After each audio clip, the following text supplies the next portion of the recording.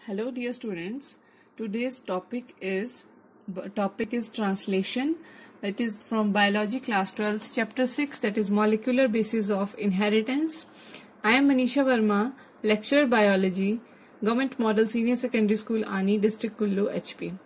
So अब start करते हैं ट्रांसलेशन. तो translation that is synthesis of proteins. So now you have studied replication, that is copy of DNA formation.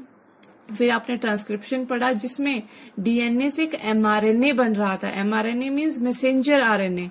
तो transcription में आपने क्या देखा कि मैसेंजर आरएनए में जो डीएनए के कोड्स हैं वो जो है उस कोड फॉर्म में एक मैसेज जो है आता है, इसीलिए उसे कहते हैं मैसेंजर आरएनए.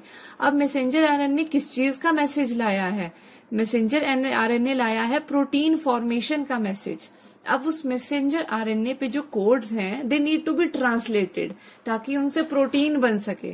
तो that's why this process is known as translation. तो ट्रांसलेशन में हमने क्या करना है, जो एमआरएनए का जो कोडेड सीक्वेंस है उसको ट्रांसलेट करना है एक प्रोटीन की लैंग्वेज में, एक अंडरस्टैंडेबल, एक यूजेबल लैंग्वेज में. तो translation is the mechanism by which the triplet base sequence of an mRNA guides the linking of a specific sequence of amino acids to form a polypeptide protein on ribosomes. तो क्या है mRNA, क्या लाया है? वो DNA से जो है वो सीक्रेट कोड लाया है. एक किसके लिए लाया है? प्रोटीन फॉर्मेशन के लिए वो कोड लाया है. लेकिन वो जो कोड है वो तब तक हमारे काम का नहीं है जब तक वो ट्रांसलेट नहीं होता. ये वैसे ही जैसे मान लीजिए आप आर्मी में कोई मैसेज जो है वो ट्रांसफर होता है सीक्रेट कोड की फॉर्म में, उसी तरह से एमआरएनए पे कोड है, it needs to be translated. ये ट्रांसलेट कैसे होगा? ये ट्रांसलेट होगा राइबोसोम्स की हेल्प से. और ट्रांसलेट किस में होगा? ये इन फॉर्म ऑफ अ पॉलीपेप्टाइड. जो पॉलीपेप्टाइड जो वो बाद में फिर किसका रूप लेती है? प्रोटीन का. तो एमआरएनए पे जो कोड होता है एक्चुअल में क्या होता है? It is a sequence of amino acids. तो अमाइनो एसिड का सीक्वेंस है and you know proteins are polymers of amino acids. तो प्रोटीन में अब आपको पता लगेगा कि प्रोटीन में जो सीक्वेंस होता है अमाइनो एसिड का वो एक्चुअल में कहाँ से आता है. तो वो आता है एमआरएनए से, और एमआरएनए कहाँ से आया? वो आया है डीएनए से. तो ये सारी प्रोसेस कैसे चलती है ये हम आज डिस्कस करेंगे. सो पहले बात कर लेते हैं मशीनरी की. जब भी कोई प्रोसेस हमें करनी है तो सबसे पहले हमें क्या चाहिए? उसके लिए कुछ मशीनरी चाहिए. We need something. So protein synthesis, first of all, it requires amino acids. तो amino acids are the main, the raw materials जो हमारे प्रोटीन फॉर्मेशन में हेल्प करेंगे. तो there are about 20 amino acids which act as building blocks or monomers of the protein. और ये amino acid कहाँ पर है? They are present in the cytoplasmic matrix. Cytoplasm कहाँ होता है? सेल के अंदर. जो भी प्रोटीन हमने खाया डाइजेस्ट हुआ, डाइजेस्ट होने के बाद वो सेल में पहुंच गया और वहां पे बन गया हमारा एक अमाइनो एसिड पूल, जहां पर 20 अलग अलग प्रकार के अमाइनो एसिड हैं. ये अलग अलग फॉर्म में जुड़ेंगे. किस बेसिस पे जुड़ेंगे हम आगे देखेंगे. फिर डीएनए तो चाहिए ही, क्योंकि डीएनए ही वो स्पेसिफिसिटी कंट्रोल है जहां से सारा मैसेज आ रहा है कि प्रोटीन जो है वो किस सीक्वेंस में किस तरह से जो है वो बननी है. तो protein synthesis requires specificity control to provide instruction. अब इंस्ट्रक्शन चाहिए तभी तो कुछ ट्रांसलेट होगा. अगर हमारे पास कोई इंस्ट्रक्शन ही नहीं होगी तो हम उसको ट्रांसलेट कैसे करेंगे? तो ये सारा सीक्वेंस कहाँ से आएगा? डीएनए से. तो डीएनए में बेसिस का जो सीक्वेंस होगा एग्जैक्टली वही सीक्वेंस अमाइनो एसिड्स का होगा पॉलीपेप्टाइड में या प्रोटीन में. तो स्पेसिफिसिटी कंट्रोल जो है डीएनए किस तरह से अपना एक्सरसाइज करता है, ये एक एमआरएनए बनाता है जैसे मैंने आपको बताया. एमआरएनए में क्या होता है? कोडोन्स होते हैं. तो कोडोन्स क्या है? Codon is a set of three bases. जो 3 बेसिस, अब आपने बेसिस पढ़े होंगे डीएनए के, जैसे एडेनिन, ग्वानिन, साइटोसिन, थायमिन. तो दीज आर दी बेसिस. इनका जो सीक्वेंस होता है 3 कंसेक्यूटिव नाइट्रोजनस बेसिस के सीक्वेंस को हम क्या कहते हैं? कोडोन. तो एमआरएनए पे होते हैं कोडोन्स, और हर एक कोडोन जो है वो it codes for a specific amino acid. Her codon का, हर कोड का मतलब जो है वो अलग होता है. वो किसी अलग अलग अमाइनो एसिड के लिए कोड करता है. सो और क्या चाहिए हमें? हमें चाहिए आरएनएज और एंजाइम. तो आरएनए हमें एमआरएनए चाहिए सबसे पहले, तो जो डीएनए से मैसेज लेके आया. फिर चाहिए हमको tRNA. TRNA means transfer RNA. तो ये किस ट्रांसफर में हेल्प करेगा हम आगे देखेंगे. It will help us in formation of protein bye transferring amino acids. फिर है आरआरएनए। आरआरएनए इसमें राइबोसोमल आरएनए। तो राइबोसोम जो है उनको प्रोटीन फैक्ट्रीज कहते हैं। तो ये किससे बने होते हैं? राइबोसोमल आरएनए से बने होते हैं। उसी तरह हमें बहुत सारे एंजाइम्स चाहिए, जैसे formylase, amino acid synthetase, peptidyl transferase etcetera. इनका रोल हम आगे देखेंगे। फिर राइबोसोम्स हमें चाहिए। तो ये राइबोसोम क्या होते हैं? This are tiny ribonucleoprotein particles, means this are association of ribonucleic acid and protein. तो जो इनमें कोई भी मेम्ब्रेन नहीं होती, जैसे न्यूक्लियस के बाहर हम एक मेम्ब्रेन देखते हैं, माइटोकॉन्ड्रिया के बाहर देखते हैं, वैसे इनमें मेम्ब्रेन नहीं होती। तो this are the protein factories. और राइबोसोम जो है they have large and small subunit. एक लार्ज सब यूनिट होता है और एक स्मॉल सब यूनिट होता है। तो जो प्रोकैरियोट्स होते हैं they have 70 S ribosomes and eukaryotes they have 80 S ribosome. तो सब यूनिट्स जो है वो सेपरेट होते हैं। जब प्रोटीन सिंथेसिस होनी है, ट्रांसलेशन होनी है, तब ये ज्वाइन करते हैं। इनके ज्वाइनिंग को बोलते हैं एसोसिएशन। फिर प्रोटीन सिंथेसिस स्टार्ट हो जाती है, उसके बाद ये फिर से सेपरेट हो जाते हैं and they undergo dissociation.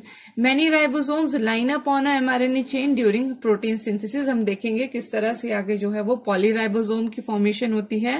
Polyribosome हम कब बोलते हैं? जब एक एमआरएनए चेन पे बहुत सारे राइबोसोम जो है वो एक साथ ट्रांसलेशन जो है वो कर रहे होते हैं। तो दिस इज राइबोसोम, लार्ज सब यूनिट एंड स्मॉल सब यूनिट। तो ये थी हमारे पास मशीनरी। अब राइबोसोम में बहुत इंपॉर्टेंट है हमारे पास बाइंडिंग साइट्स। राइबोसोम में ऐसा क्या है जो है प्रोटीन फैक्ट्री की तरह एक्ट करता है? तो सबसे पहले जो लार्ज सब यूनिट होता है राइबोसोम का, उसमें 3 साइट्स होती हैं, ई, पी एंड ए। तो E is exit site, P is peptide bond tRNA binding site, A site is amino acid tRNA binding site. This is the large subunit, small subunit पे होती है mRNA binding site. तो P site ये site है जहां पर क्या होगा? पेप्टाइड बॉन्ड फॉर्मेशन होगा 2 अमाइनो एसिड्स के बीच में।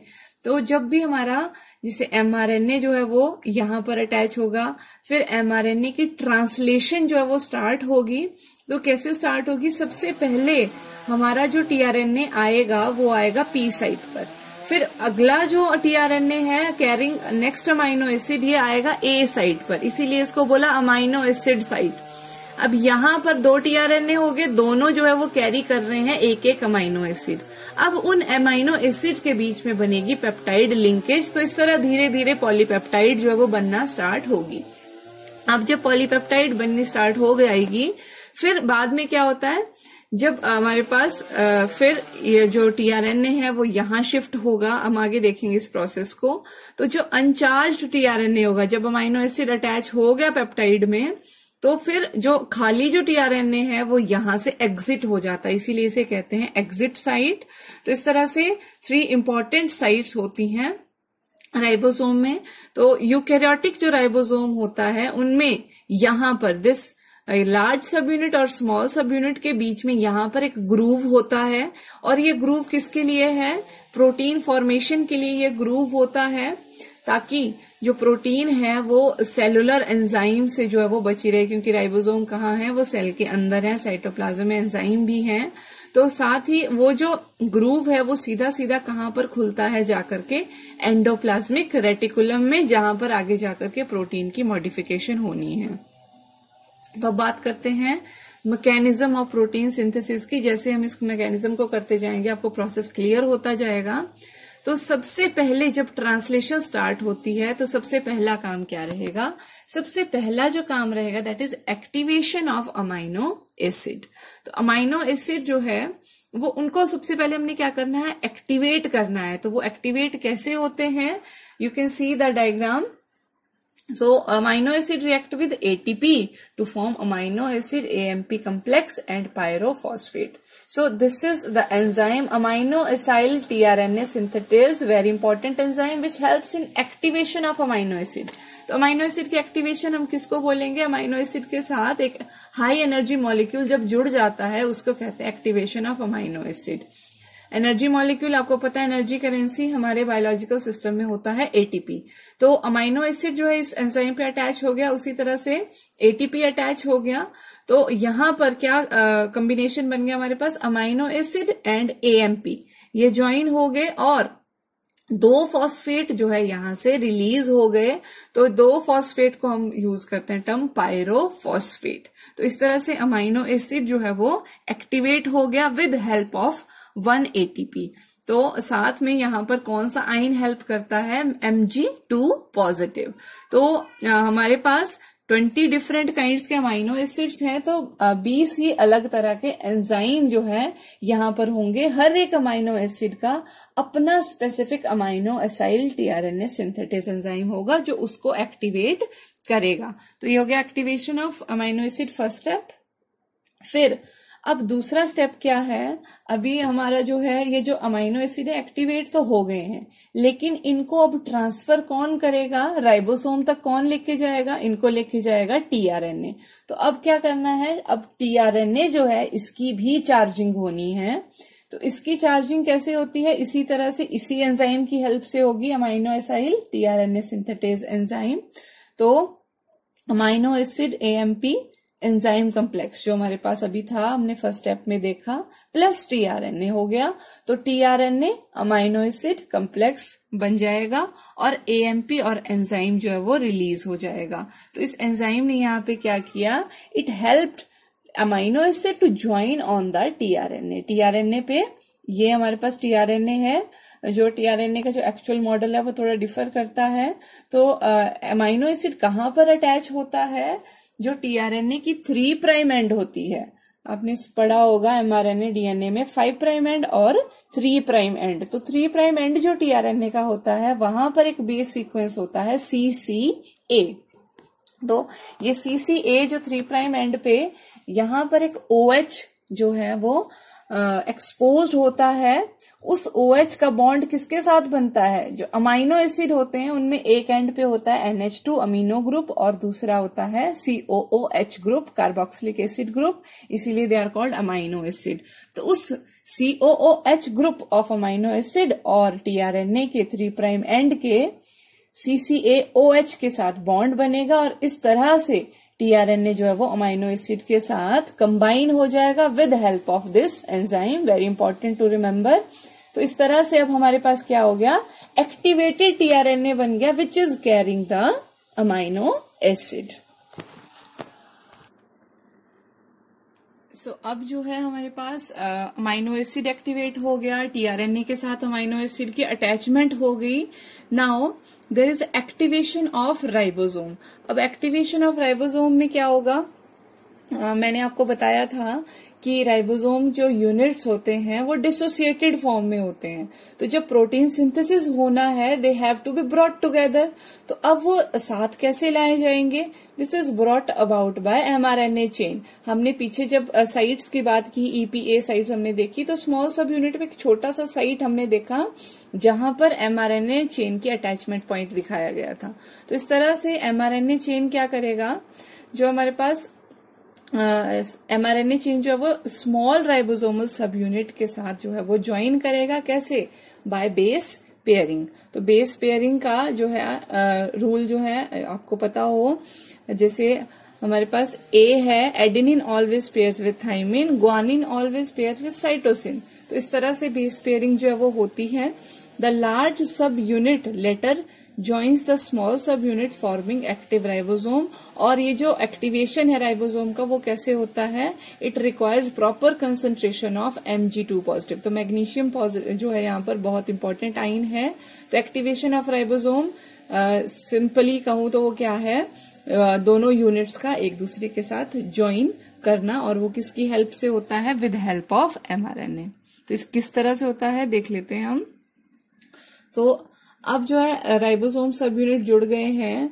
तो अब बात करते हैं असेंबली ऑफ अमाइनो एसिड्स की। अब एक्चुअल पॉलीपेप्टाइड फॉर्मेशन जो है वो कैसे होगा, तो इट हैज 3 स्टेजेस। 3 स्टेजेस में क्या क्या आएगा, initiation, elongation and termination of amino acid chain. तो सबसे पहले इनिशिएशन कैसे होगा, प्रोसेस जो है वो स्टार्ट कैसे होगी। तो इनिशिएशन स्टेप में क्या क्या होगा, देयर इज, अभी हमने पहले भी बात की तो इसे अब पूरा डिटेल में कर लेते हैं। तो इनिशिएशन स्टेज में क्या होता है, it brings together an mRNA, a tRNA bearing the first amino acid of the polypeptide and the two subunits of a ribosome. Union of all these components form the translation initiation complex. So initiation stage पे सबसे पहले क्या बनेगा, नाम से पता लग रहा है इनिशिएशन में शुरुआत, तो क्या बना, ट्रांसलेशन इनिशिएशन कम्प्लेक्स। वो कैसे बनता है, इट हैज अ mRNA जो मैसेज लेके आया है, अ tRNA, तो सबसे पहले एक tRNA जो फर्स्ट अमाइनो एसिड को लेके आएगा। तो फर्स्ट अमाइनो एसिड जो होता है mRNA पे जो सीक्वेंसेस होते हैं उनमें जो फर्स्ट जो हमारे पास जो स्टार्ट कोडोन जिसको हम बोलते हैं that is AUG which codes for methionine amino acid methionine. तो फर्स्ट जो हमारे हमेशा प्रोटीन में अमाइनो एसिड बनेगा वो होगा हमेशा मिथियोनिन। तो मिथियोनिन का जो कोडोन होता है दैट इज AUG। अब mRNA पे ये कोडोन है, तो अब tRNA यहां पर अटैच कैसे हुआ, तो यहां पर क्या होता है, जो tRNA है it bears anticodon, this is known as anticodon. अब यहां पर एडेनिन की जगह मैंने कहा था बेस पेयरिंग का रूल होता है थाइमिन, लेकिन ये है आरएनए, आरएनए में थाइमिन नहीं होता, तो आरएनए में एक ही प्लेस पे आता है यू, तो यहां पर AU, उसी तरह एडेनिन और यूरेसिल। तो tRNA और mRNA के बीच में यहां पर क्या होगी, पेयरिंग हुई और हाइड्रोजन बॉन्डिंग हुई, और फर्स्ट जो हमारे पास start codon that is AUG। अब फर्स्ट tRNA यहां पर अटैच हो गया है, तो इस कम्प्लेक्स को हम बोलते हैं ट्रांसलेशन इनिशिएशन कम्प्लेक्स। ये जो क्वेश्चन है वो काफी ज्यादा पूछा जाता है कि क्या क्या कंपोनेंट्स होते हैं ट्रांसलेशन इनिशिएशन कम्प्लेक्स के। तो it has both units of ribosomes, mRNA and a initiator tRNA. Initiator tRNA means जो प्रोसेस को स्टार्ट कर रहा है, और इनिशिएटर tRNA कहां पर बाइंड हुआ है, ये हुआ है स्टार्ट कोडोन पे बाइंड। स्टार्ट कोडोन होता है AUG that codes for methionine. तो ये बन गया हमारे पास ट्रांसलेशन इनिशिएशन कम्प्लेक्स। और अब ये सारी जो प्रोसेस है it occurs with help of energy.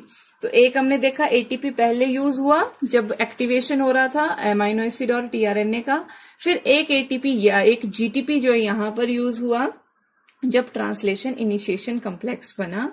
तो ट्रांसलेशन इनिशिएशन कम्प्लेक्स में ये सारा सीक्वेंस है। तो small subunit of ribosome first attaches to mRNA, ये वह छोटा वाला जो यूनिट है वो mRNA के साथ अटैच हो गया, फिर उसके बाद अटैच हुआ उसके साथ चार्ज इनिशिएटर tRNA जो कोड करता है मिथियोनिन के लिए। तो इसी तरह से प्रोकैरियोट्स में क्या होता है, प्रोकैरियोट्स में भी जो हमारे पास एक स्पेसिफिक सीक्वेंस होता है न्यूक्लियोटाइड्स का जहां पर कि राइबोसोम अटैच होता है। तो और यूकैरियोट्स में भी mRNA में एक कैप रीजन होता है जो हेल्प करता है स्मॉल राइबोसोम यूनिट को mRNA पे अटैच करने में। तो इनिशिएटर RNA ने अब जो इनिशिएशन कोडोन और एंटी कोडोन जो है हाइड्रोजन बॉन्डिंग के थ्रू इन्होंने एक दूसरे को अब यहाँ पे ज्वाइन कर लिया है। तो प्रोकैरियोट्स के केस में ध्यान रखना है जो मिथियोनिन अमाइनो एसिड होता है वो फॉर्माइलेटेड होता है। तो फॉर्मेल्डिहाइड ग्रुप HCHO ग्रुप जो है वो ऐड होता है मिथियोनिन में, और in case of eukaryotes it is only methionine. तो this is again important, prokaryote के केस में first amino acid is formylated methionine और यूकैरियोट्स में मिथियोनिन। तो this is the translation initiation complex. तो अब ये इसमें हमारे पास जो हेल्प करती हैं proteins, there are certain proteins which help in this initiation process. तो these are known as IFS। So IFs means initiation factors, और यूकैरियोट्स के केस में they are known as ELFs। Eukaryotes के केस में ये process जो काफी complicated है, तो यहां पर भी जो आइंस जो हेल्प करते हैं these are Mg2 positive ions. So formyl methionine जब अटैच हो जाता है जैसे प्रोकैरियोट के केस में, तो पहले ये अटैचमेंट हो जाती है, उसके बाद ये जो मिथियोनिन है ये नॉर्मल मिथियोनिन में चेंज हो जाता है बाय हेल्प ऑफ एंजाइम डीफॉर्माइलेज। तो डीफॉर्माइलेज जो हमारे पास एंजाइम है ये क्या करता है, बाद में फॉर्माइल ग्रुप को वहां से रिमूव कर देगा। तो अगर रिमूव ही करना है तो ये फॉर्माइल वहां पर ऐड क्यों हुआ, क्योंकि जो फॉर्माइल ग्रुप इसलिए ऐड होता है ताकि जो अमाइनो एसिड्स हैं वो जो है उसकी मिथ्योनिन की एंटीरियर एंड से ना बाइंड करें, they should bind to from backward side. इसीलिए जो है फॉर्माइल मिथ्योनिन में से फॉर्माइल ग्रुप जो है वो निकल जाता है। सो अब बात करते हैं इलॉन्गेशन की। तो इलॉन्गेशन में अब क्या हो रहा है, हमारे पास एक अमाइनो एसिड तो है वो अटैच हो चुका है। तो first amino acid formyl methionine या मिथ्योनिन जो है वो अटैच हो चुका है, और वहां पर हमने जब बात की थी ई, पी और ए साइट की, तो this is E site, this is P site and this is the A site. तो अब पहला जो अमाइनो एसिड है, अदरवाइज हमने इसको कहा था पेप्टिडाइल साइट, जो पेप्टाइड बॉन्ड बनाने में हेल्प करती है, लेकिन फर्स्ट अमाइनो एसिड हमेशा ध्यान में रखना है वो पी साइट पर आता है। उसके बाद जितने भी अमाइनो एसिड आएंगे they will come on the A site. So जो हमारे पास एडिशन है वो होता है इलॉन्गेशन फैक्टर्स की हेल्प से। तो प्रोकैरियोट्स में इलॉन्गेशन फैक्टर कौन कौन से हैं, EFTU, EFTS एंड EFG। तो सबसे पहले क्या हुआ, हमारे पास कोडोन रिकॉग्निशन होगा। अब एक तो हमारे पास AUG है स्टार्टिंग कोडोन, उस पर एक अमाइनो एसिड आ चुका है। अब आएगा हमारा नेक्स्ट अमाइनो एसिड। तो नेक्स्ट अमाइनो एसिड हमारे पास से आ गया फिनाइल एलानिन। तो phenyl alanine for example AUG के बाद जो mRNA पे कोड आया है DNA से कोड होकर के वो है UUC। अब UUC अगर यहां पर है तो उसका जो एंटीकोडोन होगा वो क्या बनेगा, AAG। और AAG वाला tRNA जो है वो किसको लेके आ जाएगा, वो फिनाइल एलानिन को लेके आएगा, क्योंकि कोडोन्स जो है वो किसी एक पर्टिकुलर अमाइनो एसिड के लिए कोड कर रहे हैं। तो इस तरह कोडोन रिकॉग्निशन हुआ। अब यहां पर पी साइट पे पहले था हमारे पास मिथ्योनिन, अब दूसरा हमारे पास आ गया से फिनाइल एलानिन। कुछ और भी हो सकता है depending upon the codons in the mRNA। So, इस तरह कोडोन रिकॉग्निशन हुई। अब क्या हो गया, हमारे पास पेप्टाइड बॉन्ड फॉर्मेशन शुरू हो जाएगा। तो इस तरह से ये देखा हमने, ये था हमारा स्टार्ट कोडोन AUG जिसके ऊपर मिथ्योनिन लगा था। फिर दूसरा हमने कहा यहां पर है UUC which codes for phenyl alanine. तो ये आ गया tRNA, ये एंटीकोडोन आर्म है, इसके बीच में हाइड्रोजन बॉन्डिंग हुई और जो है इस तरह से ये हमारे पास आ गया फिनाइल एलानिन। अब यहां पर क्या होगा, जो ये हमारे पास जो मिथ्योनिन को कैरी कर रहा था tRNA, अब इसके जो मिथ्योनिन कैरी कर रहा था और ये जो नया पी साइट पे जो हमारे पास ये फिनाइल एलानिन आया, इनके बीच में क्या होगा, अब पेप्टाइड बॉन्ड की फॉर्मेशन होगी। तो पेप्टाइड बॉन्ड की फॉर्मेशन होगी with help of enzyme peptidyl transferase.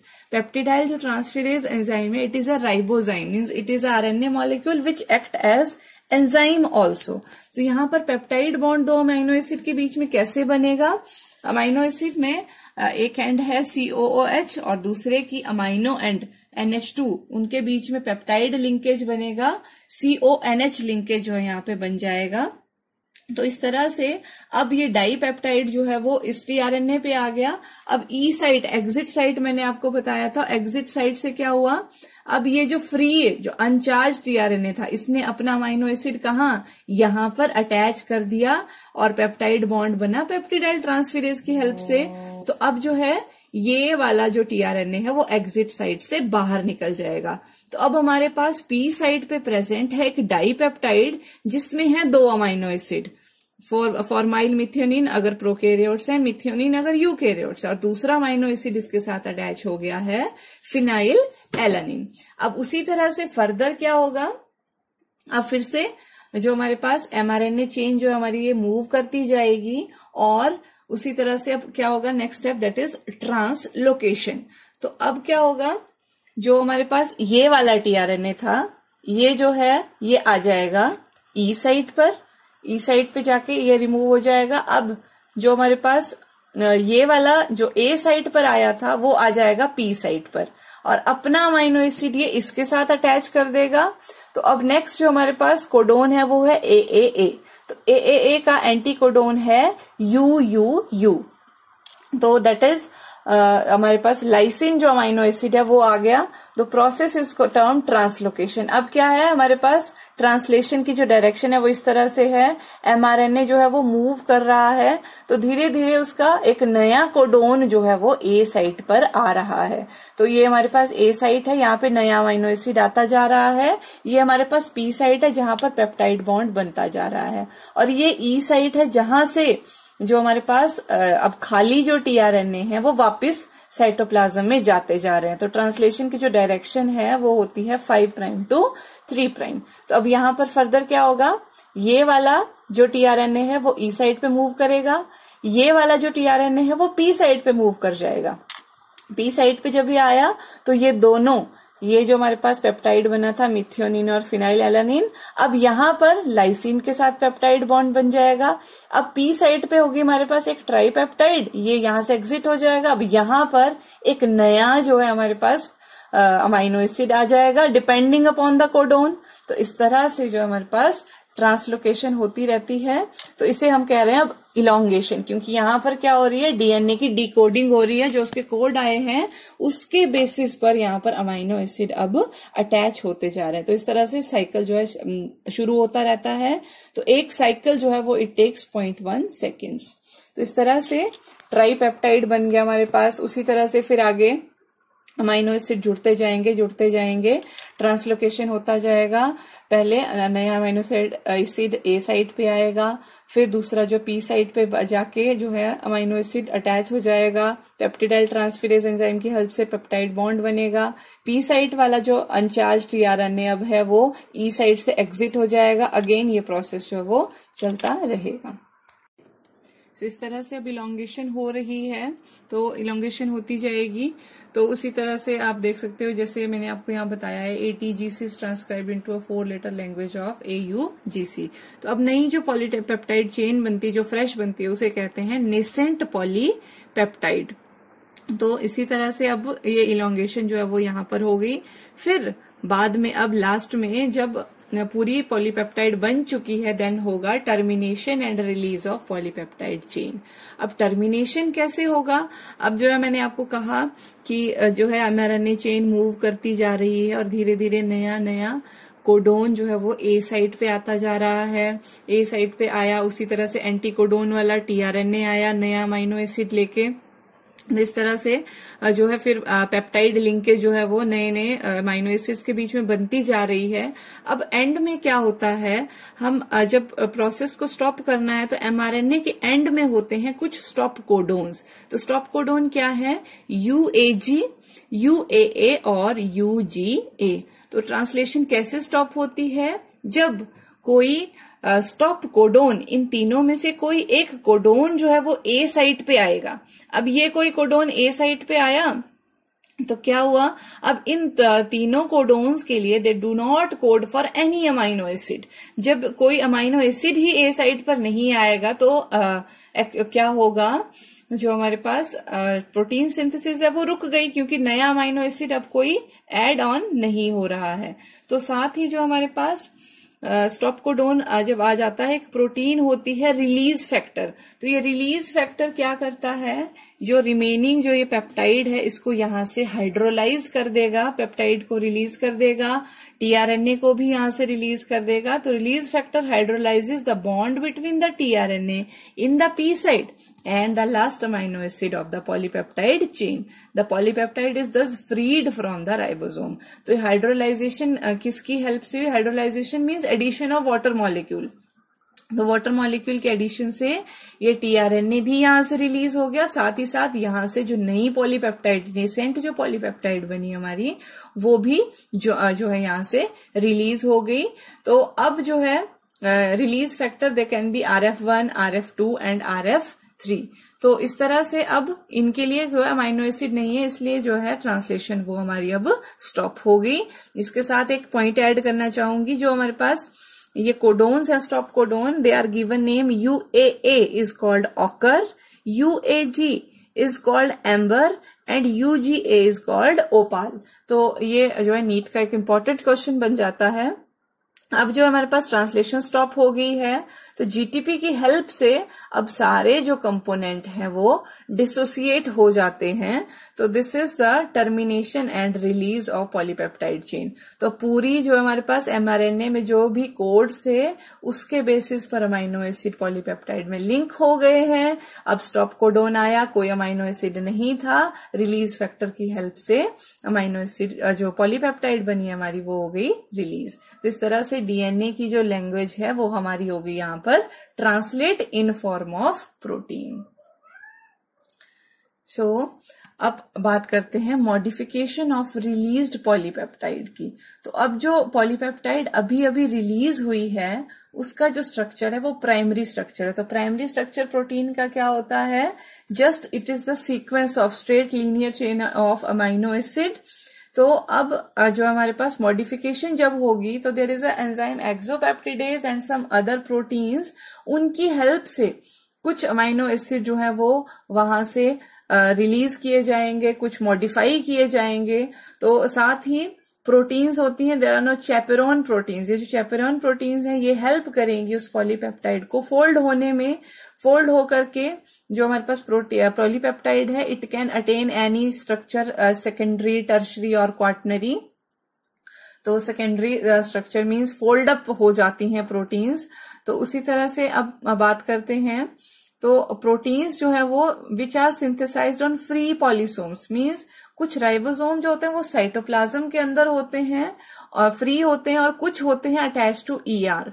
तो यहाँ पर बताया गया है कि जो स्ट्रक्चरल और एंजाइमेटिक प्रोटीन्स होती हैं, एंजाइमेटिक प्रोटीन्स मीन्स जैसे हमने देखा पेप्टिडाइल ट्रांसफेरेज या अमाइनो पेप्टिडेज, उसी तरह से स्ट्रक्चरल प्रोटीन्स लाइक क्रिएटिन हो गया, नेल्स में जो होती है, ये जो प्रोटीन्स हैं इस तरह की proteins they are synthesised by free polysomes. Free polysomes क्या है? पॉलीसोम इज नथिंग बट एक एमआरएनए पे जो बहुत सारे राइबोसोम जो है वो साथ में ट्रांसलेशन कर रहे होते हैं उस स्ट्रक्चर को कह देते हैं polysome. The proteins formed on the polysome attach to ER. अगर ईआर के ऊपर अटैच जो राइबोसोम होते हैं उनमें कौन सी प्रोटीन्स बनती हैं? Which are proteins that are formed after packaging in the Golgi apparatus. So polysome formation कब होती है? जो हमारे पास mRNA चेन है जैसे हमने देखा उसके ऊपर राइबोसोम जो है वो मूव कर रहा है। तो कई बार क्या होता है हमें सिर्फ एक ही कॉपी की जरूरत नहीं है प्रोटीन की। तो जिस तरह से मान लीजिए एक चेन है हमारे पास, तो वहां पर राइबोसोम जो है वो एक राइबोसोम पहले चल रहा है, वो थोड़ा आगे पहुंच गया तो दूसरा राइबोसोम साथ में ही फिर से फर्दर एंड से जो है एंटीरियर एंड से ट्रांसलेशन स्टार्ट कर सकता है 5 प्राइम एंड से। उसी तरह से मान लीजिए वो थोड़ा सा और आगे पहुंच के एक और राइबोसोम अटैच हो सकता है। तो इस तरह क्या होगा, एक साथ हमारे पास 2 या 3 कॉपीज जो है वो बन जाएगी। तो इस तरह क्या होगा, एक एमआरएनए चेन पे हमको बहुत सारे राइबोसोम्स जो है वो अटैच हुए मिलेंगे, तो उसे कहते हैं पॉलीसोम। तो इस तरह क्या हो रहा है, पॉलीसोम जो है वो एक ही प्रोटीन की पॉलीपेप्टाइड जो है वो एक टाइम में बहुत सारी कॉपीज उसकी बन रही है, तो उसे कहते हैं translational amplification. Amplification means copies का नंबर बढ़ाना। तो एनर्जी यूज्ड आपने पीछे भी देखा, तो एक जीटीपी हाइड्रोलाइज हो रहा था जब amino acid tRNA complex attach हो रहा था ए साइट में। उसी तरह से सेकेंड जीटीपी जब राइबोसोम जो है हर बार नए उसमें कोडोन पे मूव करता है। एक एटीपी जब जो है हमारे पास अमाइनो एसिड एक्टिवेशन हुआ था तब भी हाइड्रोलाइज हुआ था।